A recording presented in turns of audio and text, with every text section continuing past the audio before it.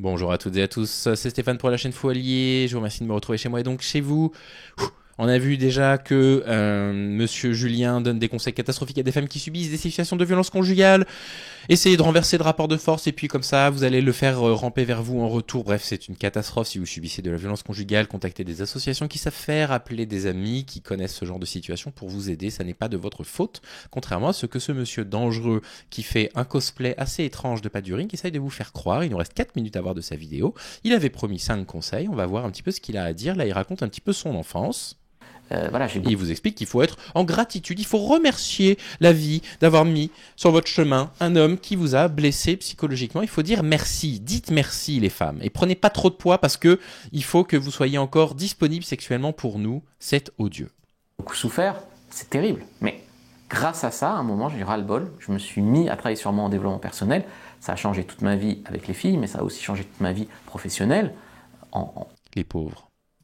Très bien, parce que je gagne bien ma vie, beaucoup de choses. Donc, il y a des souffrances dans la vie, c'est merci. Et vous, dans votre cas, ok, c'est dur de mettre un terme à cette relation, mais merci parce que soit ça va revenir, il va revenir et ça va être mieux, soit merci parce qu'en fait, j'ouvre la porte, je laisse la porte ouverte pour quelqu'un de mieux dans le futur. Vous ne devez pas souhaiter qu'une personne qui vous a violenté revienne, d'accord ? Surtout pas. Ça, ce sont les restes de la dépendance affective dans laquelle il vous a plongé en vous manipulant. C'est très difficile de quitter quelqu'un qui nous a mis en plus dans cette situation-là. Et vous n'êtes pas responsable de ça. L'objectif ne doit surtout pas être de le récupérer. L'objectif, c'est de vous mettre en sécurité. C'est l'objectif. Et c'est difficile parce qu'émotionnellement, vous allez souffrir parce qu'on vous a blessé. Et vous n'êtes pas responsable de ça. La personne responsable de ça, c'est lui. Et vous ne devez pas souhaiter, contrairement à ce qu'il est en train de vous expliquer là, le ramener vers vous, surtout pas. Vous ne devez pas souhaiter ça. Donc j'aimerais bien qu'en commentaire, vous écriviez merci. Merci pour cette opportunité en fait. Le fait d'être célibataire, c'est pas un échec, hein. C'est parfois un moment où tout redevient possible. Parce que quand tu es en couple avec un gars qui te traite mal, tu es un peu coincé quand même. C'est ça ou quoi. Et donc là, par contre, tout redevient possible. Tout est possible. Tu peux même rencontrer Brad Pitt si tu veux. Et ça ne te coûtera pas 800 000 € à toi. Je rigole. Oui, c'est très drôle hein, de se moquer de cette femme qui a été arnaquée. Bref. Mais ce que je veux dire, c'est tout est possible. Le truc, en fait, c'est que vous n'avez pas le temps pour lui. Vous n'avez pas le temps d'attendre que monsieur, peut-être dans 3 ans, ouvre les yeux, se rende compte que vous étiez une chance pour lui. Voilà.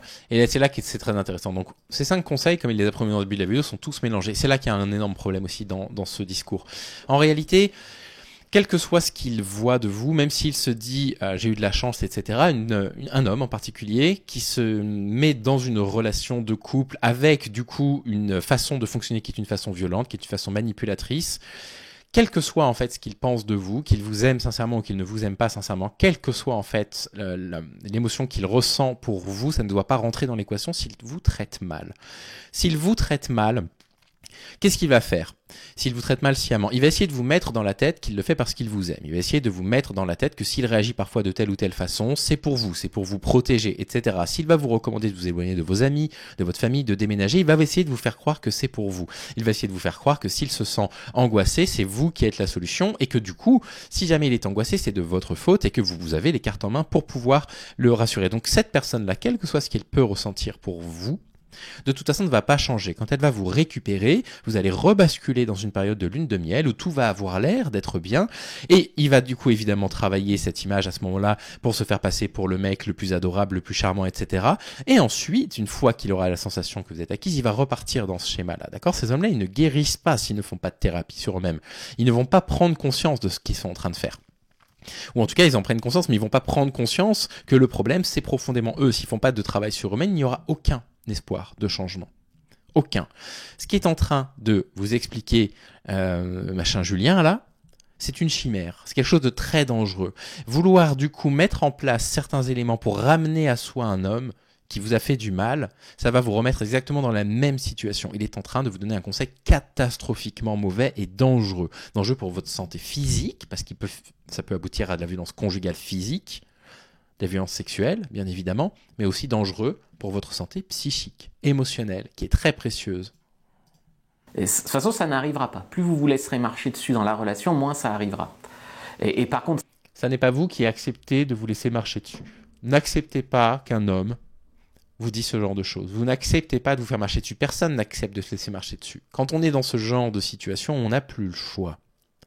On n'a plus le choix. La relation a été installée par le manipulateur pour que vous ne puissiez pas réaliser que vous avez encore la liberté de partir, pour vous arracher en fait ce libre arbitre, pour vous arracher cette liberté.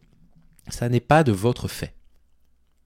Vous n'êtes pas responsable de ça. Vous n'avez aucune part de responsabilité là-dedans. S'énerver et lui dire, je suis une chance pour toi, ça ne marche pas non plus.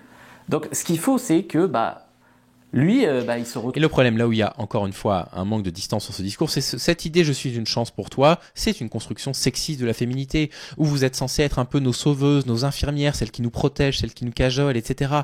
C'est de la construction purement sexiste, ça. Et donc, il y a évidemment un manque d'analyse et de discours sur ce qu'il est en train de raconter. C'est pas les femmes qui, biologiquement, de façon essentielle, seraient là pour essayer de faire changer les gens. C'est parce qu'il y a ce type de discours sur Internet qu'on continue à mettre les femmes dans une situation d'aide aux hommes. Vous voyez, vous êtes censés être un peu les personnes qui allaient nous sauver. Et ça, ce truc-là, c'est un truc qui jalonne absolument tout l'art, que ce soit la littérature, les chansons, le cinéma, etc. Et il faut casser ces discours-là à la racine. C'est à la racine qu'il faut casser ces discours. Parce que si on continue à maintenir ces discours, on continue à produire des femmes qui se disent en société, mon rôle à moi, c'est d'aller réussir à changer un homme. Parce que quelque part, il a quand même des bons côtés. Mais ces bons côtés ne sont pas utilisés par ces hommes-là parce qu'ils sont bons profondément. Ils sont utilisés précisément pour pouvoir commencer méticuleusement à détruire la confiance que vous avez en vous et à réduire votre libre arbitre à peau de chagrin. Évidemment, ces discours-là, ces discours sont complètement absents de son vocabulaire parce qu'il ne les comprend pas. On se retrouve un peu comme un peu décontenancé parce que jusqu'ici vous étiez quasiment soumise et puis d'un coup en fait vous n'êtes pas soumise, d'accord ? C'est à mettre à la forme active. Un homme vous a forcé à la soumission. C'est très différent. C'est très très différent. Ce sont les hommes qui poussent à ce genre de situation. Et si vous acceptez de plus en plus de choses, c'est pas parce que vous êtes faible, c'est pas parce que vous avez des espoirs en vous, c'est parce que vous avez été mise dans une situation de domination, d'insécurité affective qui fait qu'il devient difficile de partir. Vous reprenez votre vie. Et lui, là, il réfléchit. Il réfléchit et il voit qu'en fait, vous vous laissez pas aller, vous ressortez, il commence à se dire peut-être qu'elle a d'autres options, peut-être qu'elle fait d'autres rencontres, et là il commence à avoir peur de vous perdre, d'accord ? C'est ce qu'on appelle un peu le FOMO, donc Fear of Missing Out. À partir du moment où vous êtes là à faire 1000 efforts pour lui, à lui courir après, il n'a pas peur de vous perdre, hein. Mais au moment où vous vous faites passer en priorité, et où puisqu'il s'est mal comporté, vous prenez vos distances, c'est là où il stresse de vous perdre. Donc c'est à ce moment-là, soit qu'il revient vers vous, et ça n'est pas souhaitable. Vous êtes dans une situation dans laquelle vous avez été maltraité, comme il l'a décrit dans la première partie de l'épisode qu'on a vu hier, ça n'est pas souhaitable de le faire revenir. Ne le faites pas revenir. Essayez de retrouver un maximum de ressources autour de vous pour réussir à traverser cette situation de la façon la moins douloureuse que possible. Parce que ce qui est terrible, c'est que dans ces situations-là, la personne, elle va vous manquer profondément. C'est terrible. Mais il ne faut pas culpabiliser. Ce discours-là est culpabilisant. Parce qu'il vous dit, c'est votre faute, faites pas ça. Mais faites pas ça comme si c'était simple. Comme si c'était simple. Donc il faut du temps pour se reconstruire. Il faut du temps pour se rappeler qu'on a de la valeur et qu'on a de la valeur même sans cette personne-là qui nous donnait l'impression d'en avoir. Quand il était dans les périodes de lune de miel, où il faisait semblant que voilà, vous êtes importante pour vous, il n'a jamais ressenti ça, ah si on s'installait rapidement ensemble, etc. Tout ça, c'est des red flags total, quoi. Mais le problème, c'est que c'est très difficile à voir quand on est en plein là-dedans et vous n'êtes pas responsable de ça. Et qui dit, ok, j'ai réfléchi, j'avais de la chance de t'avoir et je vais mieux me comporter, donc vous avez le droit de lui relaisser une chance, une fois, une deuxième chance. Non. On ne laisse pas de seconde chance à la violence. Le conflit dans un couple est parfaitement sain et normal, la violence est complètement anormale, il n'y a pas un seul fait de violence qui soit acceptable. Aucun. On ne laisse pas revenir, on ne dit pas à des gens qu'on peut laisser revenir une fois quelqu'un qui a commis de la violence conjugale. Voilà. Voilà les discours qu'on entend en ligne. Soit, en fait, même comme ça, en fait, il ne fera pas d'effort, et ce qu'il n'en aurait pas fait même si vous aviez attendu 5 ans, d'accord ? Donc il sent qu'il vous perd. Et finalement, au moment où il sent que c'est possible de vous perdre, il se peut que, en fait, il n'ait pas envie de vous perdre. Non, c'est pas du tout ça ce qui va se passer. C'est que dès l'instant où il va sentir qu'il a plus l'emprise sur vous, il va y avoir une aggravation, au contraire de la violence conjugale. Il est en train de vous raconter absolument n'importe quoi. Ce qu'il est en train de dire va à l'encontre de tous les travaux de recherche qui ont été faits sur la question de la domination masculine, en particulier dans le cadre conjugal. Ce qui va se passer, c'est que dès l'instant où il va sentir qu'il perd de l'emprise sur vous, il va devoir la resserrer. Il va la resserrer par des moyens de plus en plus coercitifs, qui vont aller de plus en plus loin, avec de plus en plus d'isolement, en vous privant de plus en plus de ressources pour que vous ne puissiez pas partir, pour que vous ayez l'impression que vous n'avez plus suffisamment de ressources pour pouvoir partir. Ce qui est en train de vous dire est gravissime. Gravissime. Moi, je suis scandalisé que ce type de discours existe encore en ligne. Avec son pseudo côté bienveillant bonhomme là, c'est vraiment mais lamentable de tenir des discours comme ça sur Internet. Ce type-là entretient la violence conjugale, entretient la domination masculine. C'est très grave.